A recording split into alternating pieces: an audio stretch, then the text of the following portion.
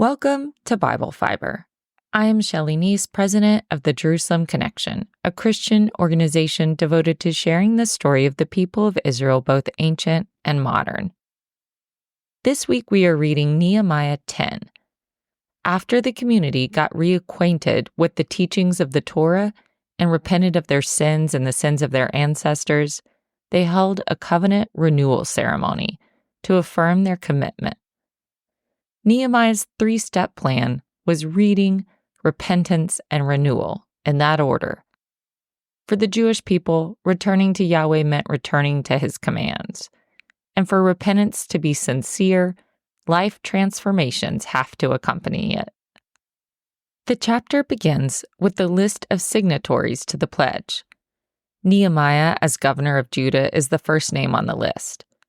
Most names in the list are family names, not the names of individuals. Family names represented whole clans. For example, Ezra is not on the list as an individual, but he was part of the Sariah family, which was listed third.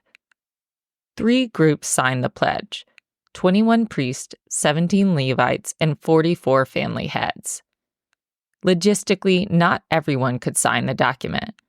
But the text says the rest of the people stood by as witnesses and gave their verbal commitment. At the ceremony, the religious leaders exhorted all who have knowledge and understanding join with their kin, their nobles, and enter a curse and an oath to walk in God's law. The driving principle behind Nehemiah's community organization was inclusivity. At Ezra's public reading, the National Prayer Assembly, and the covenant renewal ceremony, every member took part. Throughout Ezra and Nehemiah, the reformers fixated on total family involvement: husbands, wives, sons, and daughters. Before the covenant renewal, they had encouraged every family to build their own sukkah and solicited families to rebuild the walls. The family had the power to perpetuate Nehemiah's national project or cancel it. Therefore, he constantly emphasized a family-first approach. Disappointingly, the narrative did not include any details about the ceremony, like where it took place or who directed the oath. However, the symbolic act of affixing family seals to the pledge reinforced the historic moment in their national memory. In fact, covenant renewal ceremonies pop up almost at every critical juncture in the Hebrew Scriptures. They are like bookends, marking the boundaries of each chapter to the biblical Jewish experience. Abraham's covenant involved the first ceremonial act. Yahweh, represented as a smoking firepot and blazing torch, passed through a row of divided animal sacrifices, promising Abraham, "To your descendants I give this land." Centuries later, when Yahweh delivered the people out of slavery in Egypt, he formally presented Moses with the stipulations for the covenant relationship. After seeing earth-shaking miracles on their behalf, the newly freed slaves ceremonially agreed to the demands and spoke as one: "Everything that the Lord has spoken, we will do." Before entering the Promised Land, Moses once again gathered the Israelites to warn them of the temptation to stray from their covenant commitments when they were no longer so reliant on God for their daily needs.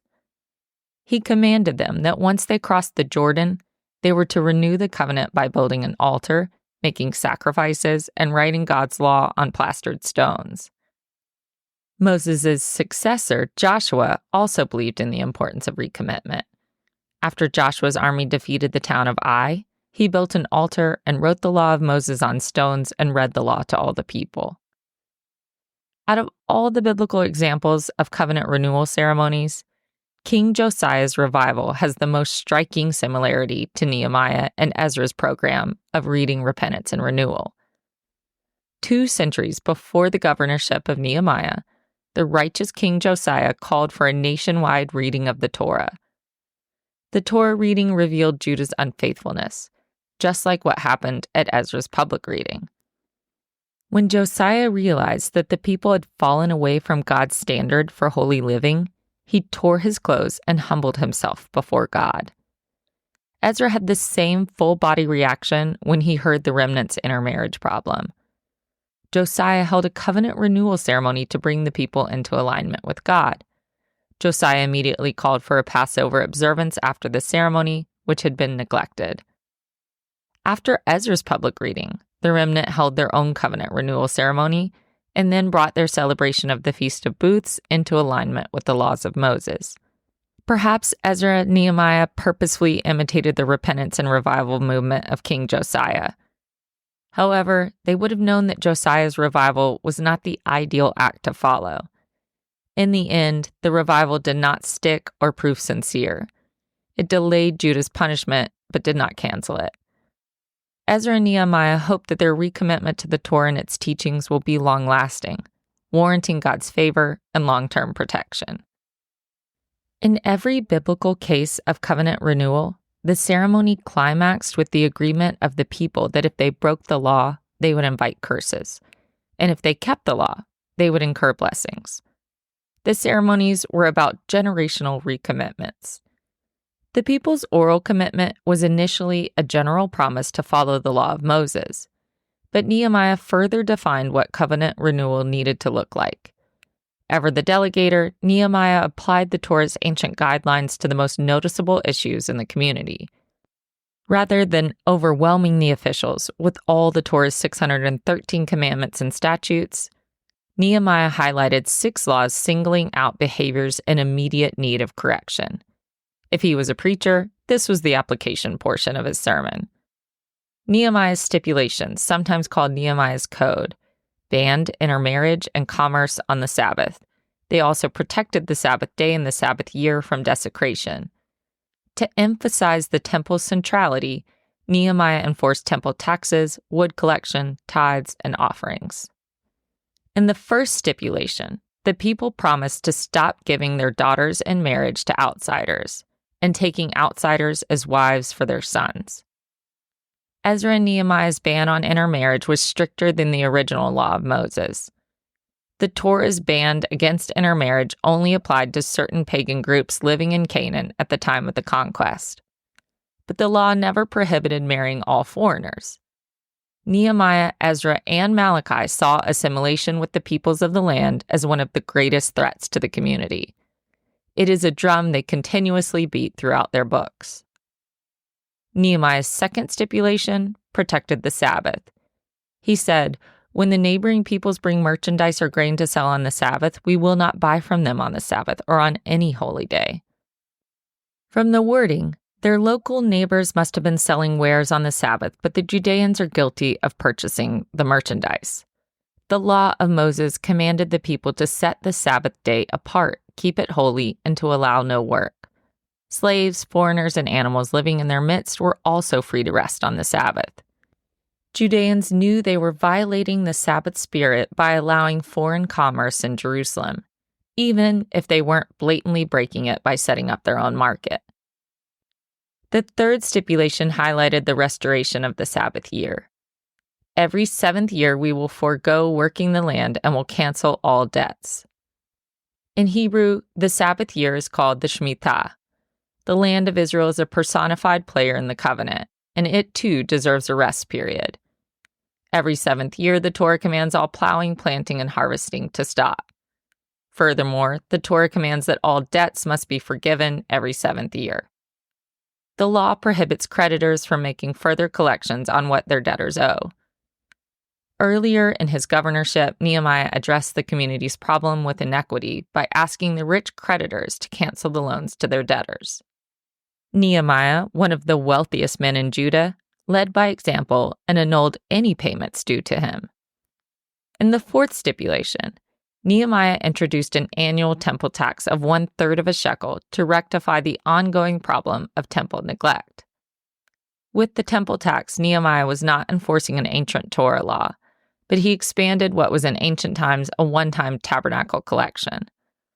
Only certain aged men paid the tax for atonement.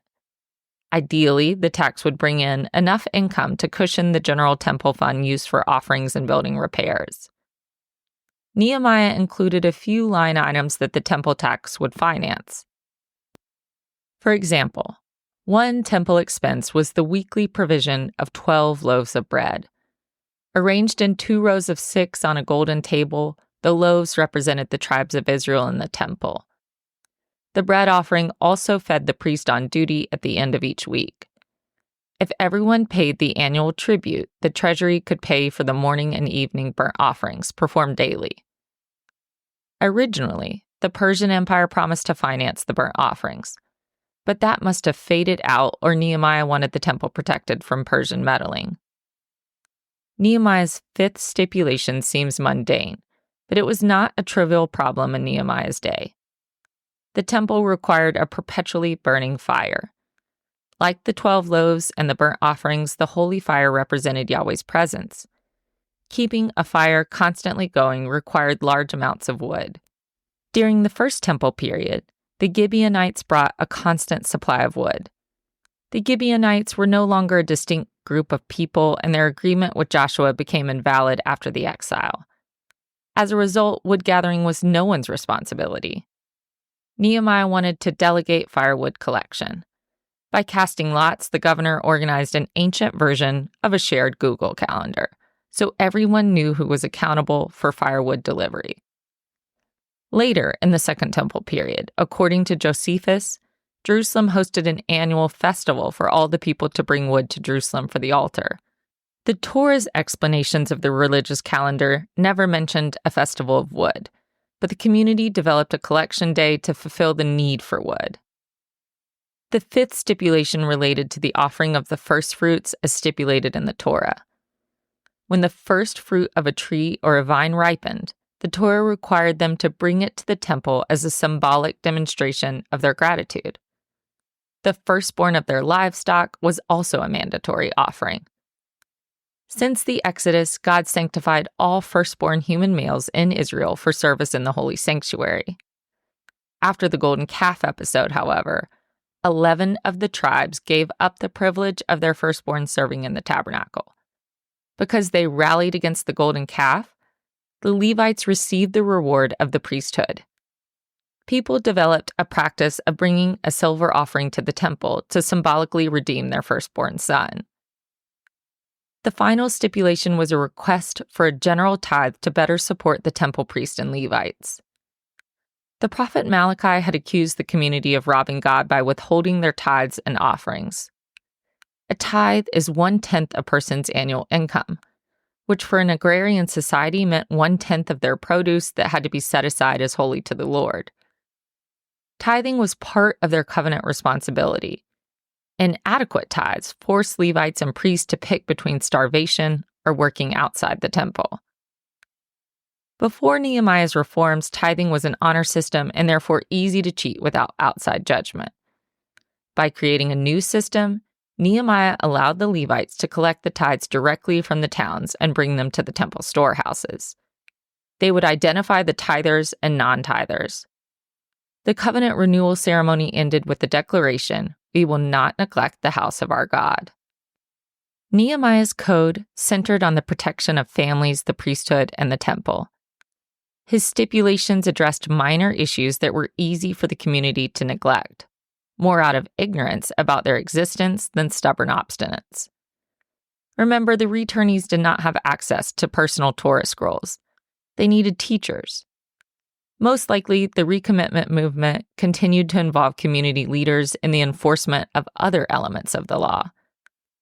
They were supposed to enjoy rediscovering the terms of their covenant with God, even if it required financial sacrifice, doing extra work like collecting wood, or taking better care of each other. Psalms 19 describes the way the covenant people were supposed to view God's laws. The law of the Lord is perfect, reviving the soul. The decrees of the Lord are sure, making wise the simple. The precepts of the Lord are right, rejoicing the heart. The commandment of the Lord is clear, enlightening the eyes. The fear of the Lord is pure, enduring forever. The ordinances of the Lord are true and righteous altogether. Thank you for listening, and please continue to participate in this Bible reading challenge. Next week, we are reading Nehemiah 11, where the governor returns to his repopulation project for Jerusalem. For all the biblical references each week, please see the show transcript on our blog or by signing up for our emails at thejerusalemconnection.us. I don't say all the references in the podcast, but they're all in the transcript.